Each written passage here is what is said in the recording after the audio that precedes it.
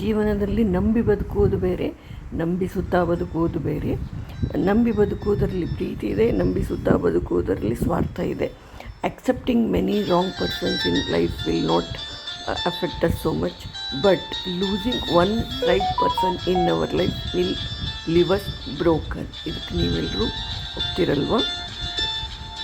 ಹಾಗೆಯೇ ಮನುಷ್ಯನಿಗೆ ಮನುಷ್ಯನನ್ನು ಕಂಡರೆ ಆಗುವುದಿಲ್ಲ. ಯಾಕೆ ಗೊತ್ತಾ? ಎಲ್ಲಿ ಅವನು ನನ್ನ ಸಮನಾಗಿ ಬೆಳೆದು ಬಿಡುತ್ತಾನೆ ಎಂಬ ಸ್ವಾರ್ಥದಿಂದ. ಇದನ್ನು ನೀವು ಒಪ್ತೀರಿ ಅನ್ಕೋತೀನಿ ನಾನು.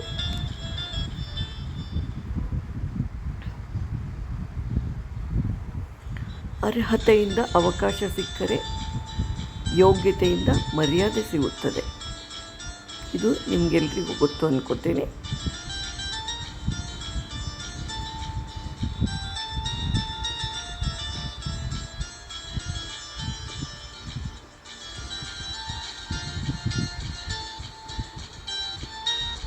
ಎಷ್ಟೇ ಸಂಬಂಧಿಕರಿದ್ದರೂ ಸ್ನೇಹಿತರಿದ್ದರೂ ಕೆಲವೊಮ್ಮೆ ಜೀವನದಲ್ಲಿ ಒಂಟಿತನ ತುಂಬ ಕಾಡುತ್ತದೆ ಅಲ್ಲವೇ?